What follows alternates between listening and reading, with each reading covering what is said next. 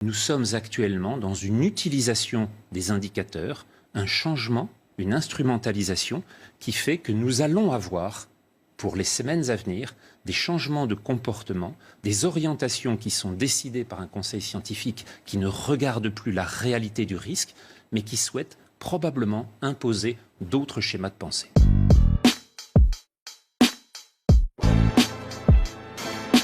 Expliquez-nous, est-ce qu'on doit parler de rebond de l'épidémie, de frémissement ou de deuxième vague?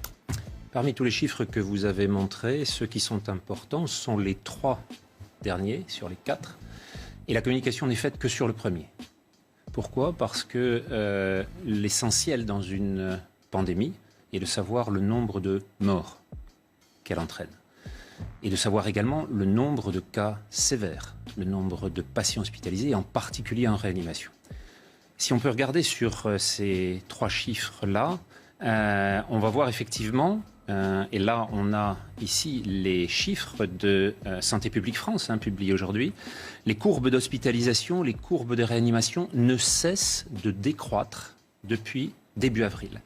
Et plus encore, le chiffre du nombre de décès totaux, quotidiens, chaque jour en France, que ce soit ceux des patients hospitalisés ou ceux des patients en maison de retraite et en EHPAD, ne fluctue pas depuis plus de 4 semaines maintenant, et il est à 99% de ce qu'a été le chiffre maximal le 6 avril. On voit donc que cette réduction de 99% n'a entraîné aucune accélération ni en avril, ni en mai, ni en juin, ni en juillet. Aucun des événements qui annonçaient une deuxième vague ne s'est trouvé vérifié.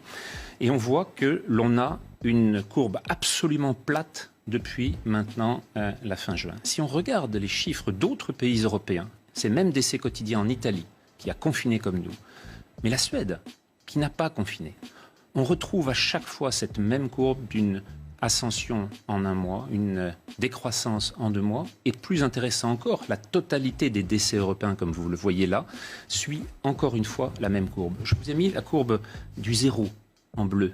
Vous voyez qu'aujourd'hui même, un événement particulier vient de se trouver confronté dans un accident statistique, c'est celui de 5000 décès qui ont été enlevés du décompte par les statisticiens britanniques, qui ont considéré que 5000 personnes parmi eux avaient été comptées en excès. Sur 45 000 décès, ça fait donc plus de 10% qui se trouvent soudain retirés de la statistique. On voit quand même que même dans les pays les plus dotés en capacité de suivi, cette fluctuation est énorme et que nous n'avons pas fini de suivre un certain nombre de ces accidents. Alors maintenant, l'accident principal en France, puisqu'on a dit qu'il n'y avait pas de deuxième vague, toujours pas, se trouve en confrontation avec ce que vous voyez ici, c'est-à-dire l'augmentation du nombre de cas positifs en France.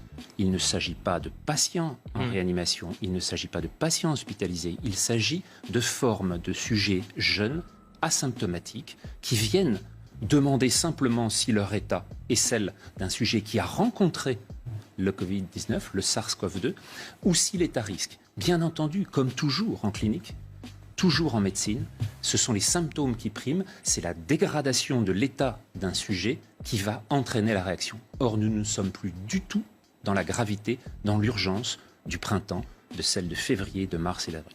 Et donc, en ce moment nous sommes actuellement dans une utilisation des indicateurs, un changement, une instrumentalisation qui fait que nous allons avoir, pour les semaines à venir, des changements de comportement, des orientations qui sont décidées par un conseil scientifique qui ne regarde plus la réalité du risque, mais qui souhaite probablement imposer d'autres schémas de pensée. Écoutez, franchement, cette explication déjà, elle était suffisamment claire et on voit ces chiffres. Mais là, quand je vous entends, j'ai très peur. Je suis en train de me dire, déjà, est-ce qu'on fait peur aux gens pour rien ?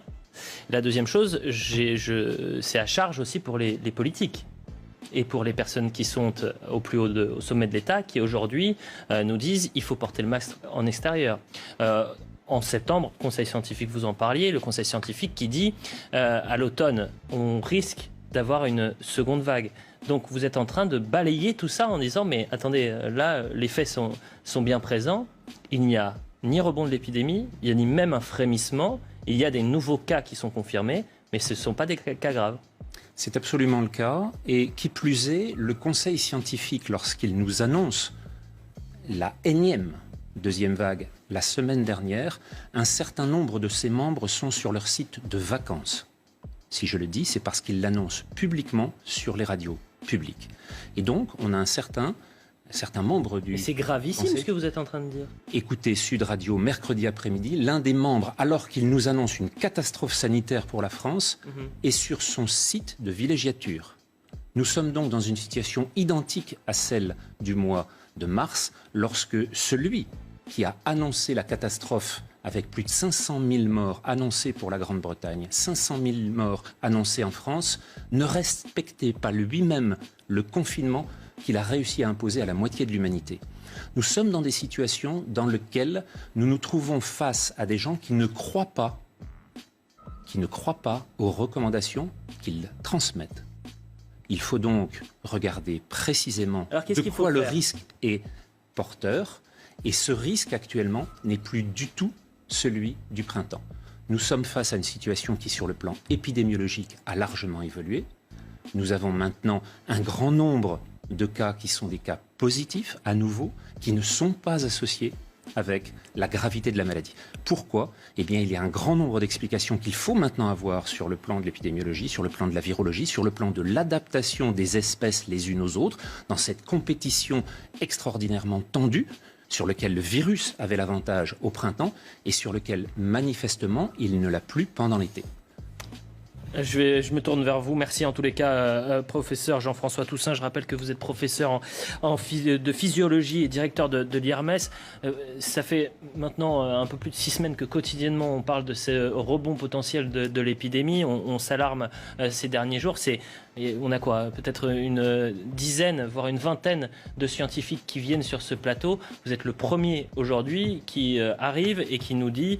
Bon, bah voilà, il n'y aura pas de. Pour l'instant, il n'y a pas de. Attention, je ne dis pas qu'il n'y aura pas de deuxième vague. Non, mais que pour je dis simplement, et depuis il n'y a pas de rebond de l'épidémie. C'est ça que vous êtes en train de dire. Depuis le mois d'avril, c'est ce que vous m'aviez invité à dire sur ce plateau, que pour l'instant, il n'existe pas de deuxième vague. Or, on nous l'a affirmé pour le relâchement en avril, pour le déconfinement en mai, pour la fête de la musique en juin et pour les clusters en juillet. Il n'y a, vous l'avez vu, aucune deuxième vague dans aucun des pays d'Europe. Dans aucun des pays d'Europe. Alors maintenant, il est possible qu'il y ait une saisonnalité à l'automne. D'où viendra-t-elle ? Elle ne viendra pas du comportement des Français, elle viendra des problèmes qui sont en train actuellement de saisir l'ensemble des pays d'Amérique du Sud. Le Brésil, le Chili, l'Argentine, qui voient encore augmenter le nombre de cas et le nombre de décès.